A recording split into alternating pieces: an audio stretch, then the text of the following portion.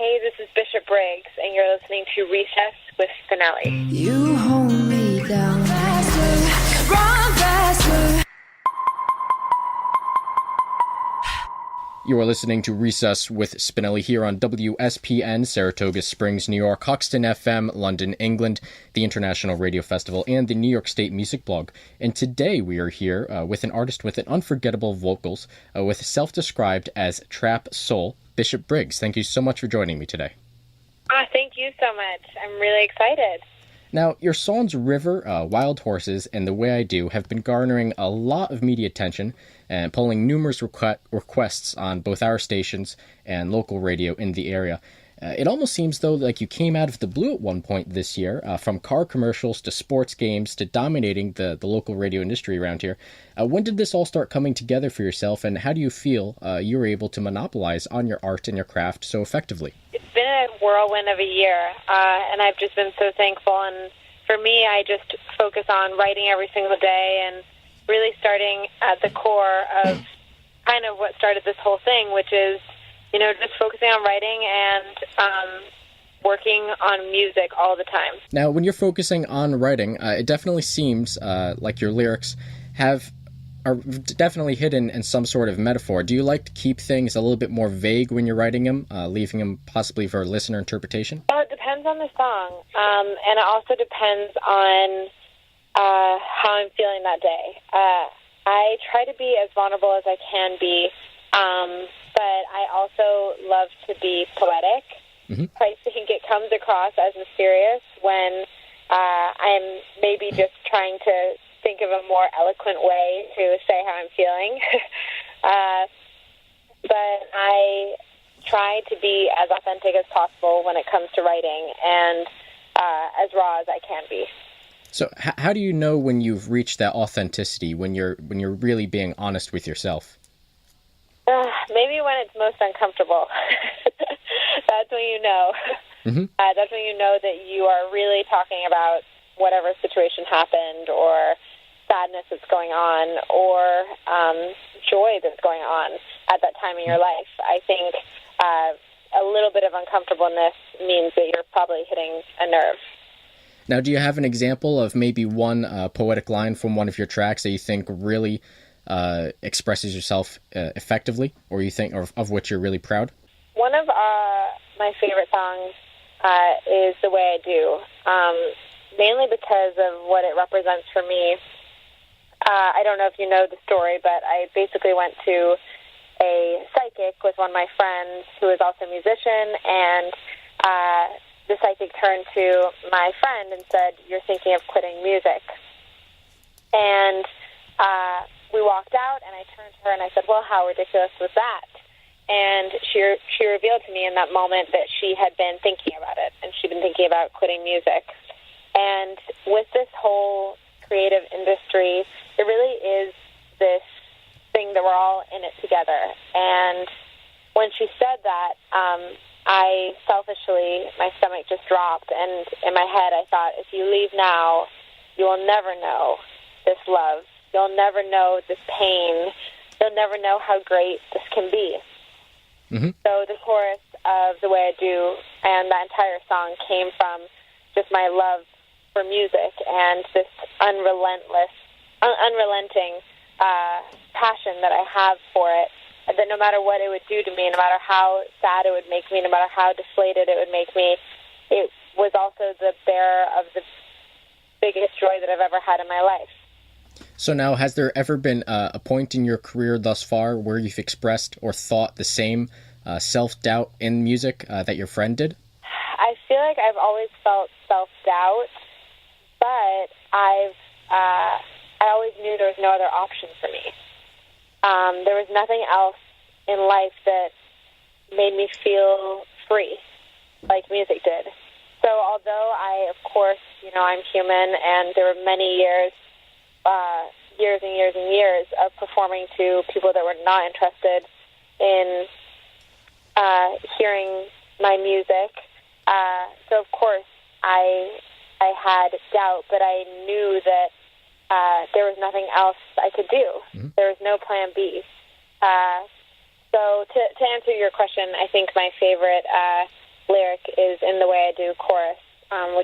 will never know this love. You will never know this pain. You will never feel the way I do.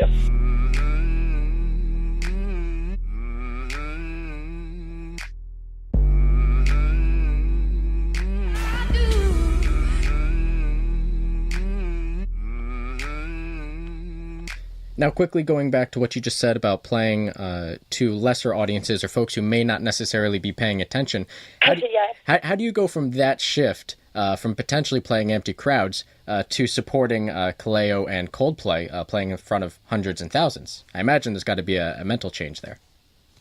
Well, that's the interesting thing. There isn't really a mental change because when I was performing to those three people, that were looking at their laptops, I was performing as if I was at a stadium and as if they were interested in me. And for a small coffee shop, that is very scary to do. But I always just hoped and dreamt for something bigger. And I think the key is you always have to be insecure enough and confident enough when it comes to performing. So what that means is you have to be insecure enough, assuming no one is there to see you, which I always think. No one is there to see you, so you need to prove something, but confident enough that you can actually get on stage.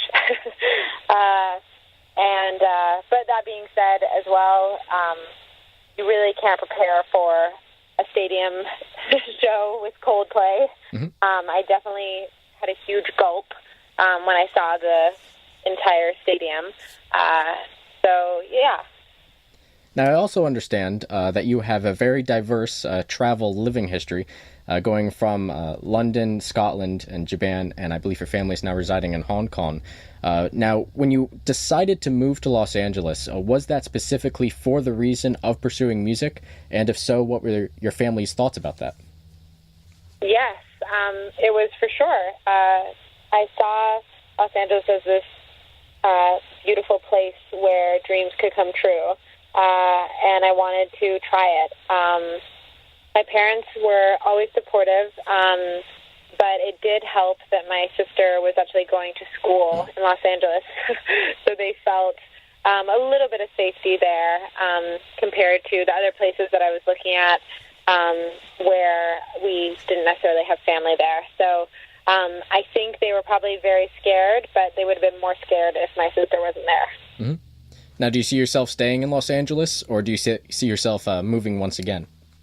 Well, this is year 6 that I've been in Los Angeles. I do have a little bit of a goal to move to New York potentially in a year. Mm-hmm.